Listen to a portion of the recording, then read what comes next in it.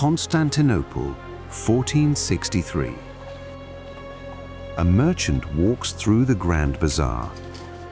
He is buying silk. At least, that's what it looks like. What he's actually doing is counting soldiers. He's noticed more janissaries than usual near the port. New ships in the Golden Horn, a pattern.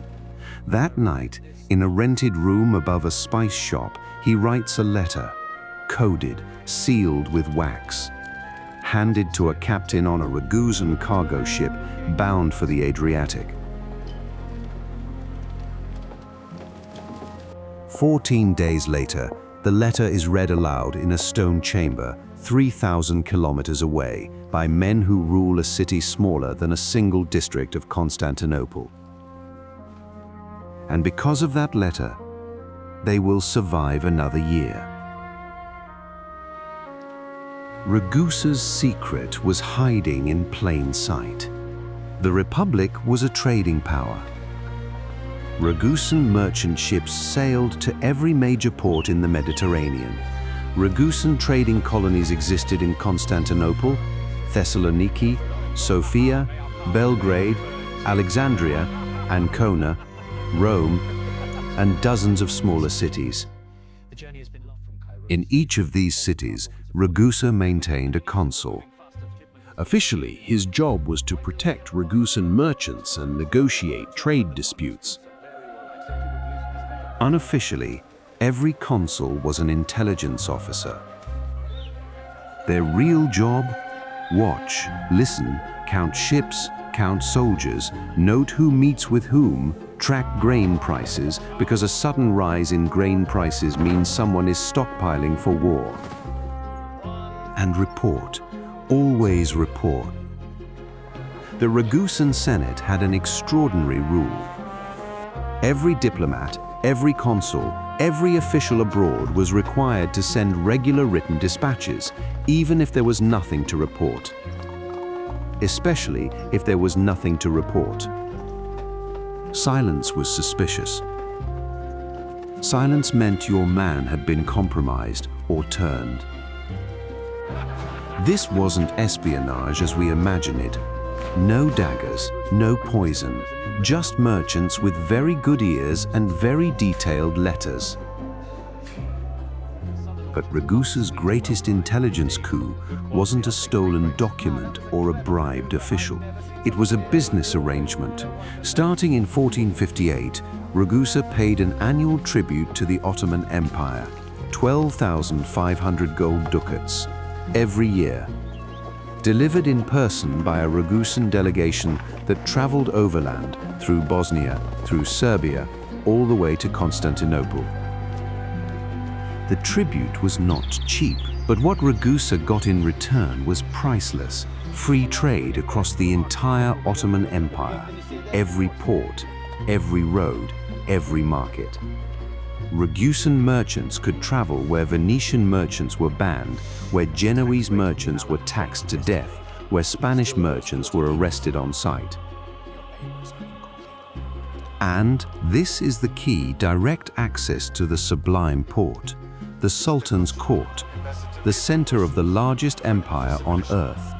While Venice spent fortunes on wars against the Ottomans, Ragusa was sitting in the Sultan's waiting room with a seat at the table and ears wide open. The tribute caravan itself was an intelligence operation. Every year, the delegation crossed the Balkans. They noted troop movements, road conditions, political moods, local unrest. By the time they reached Constantinople, they had already gathered more intelligence than most European powers obtained in a decade. 12,000 ducats, the cheapest intelligence budget in history. And here is where Ragusa's system became truly brilliant and truly ruthless. They sold information to everyone. When Venice prepared a fleet against the Ottomans, Ragusa informed Constantinople. When the Ottomans massed troops near the Adriatic, Ragusa warned Rome. When Spain plotted against France, Ragusa told both. If any single power became too dominant, Ragusa would be absorbed. Their survival depended on balance.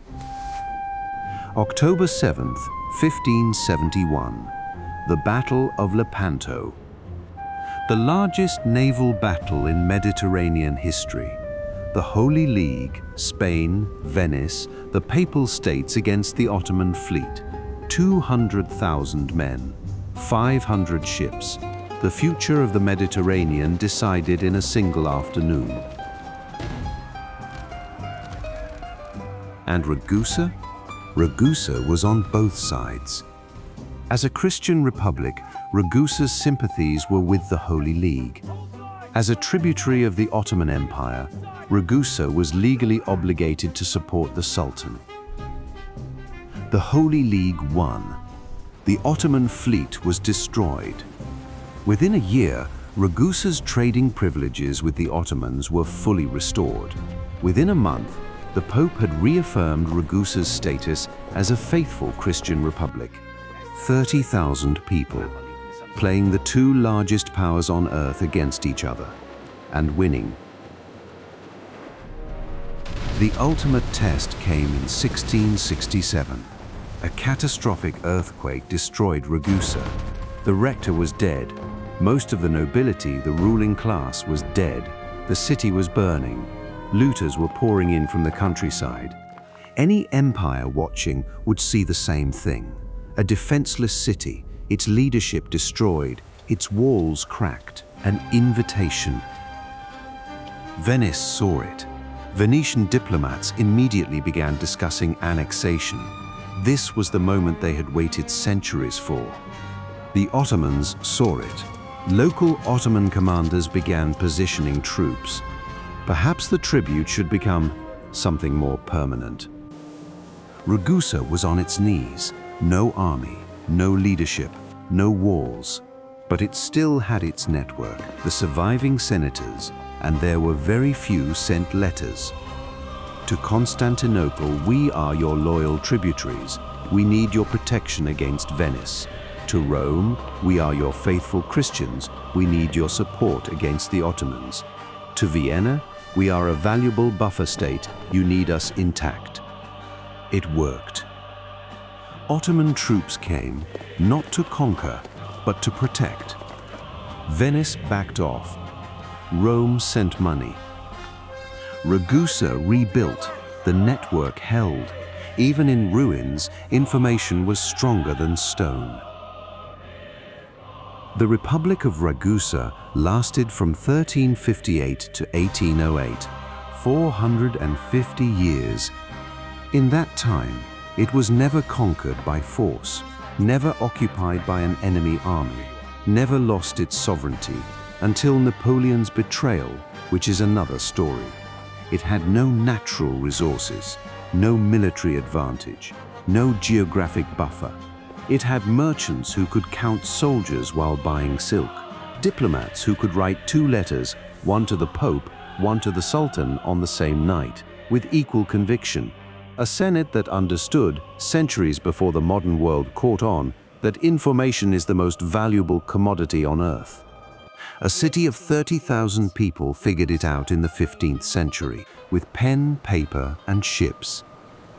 On the walls of that city, there was one word: Libertas, freedom. They didn't defend it with swords, they defended it with sentences.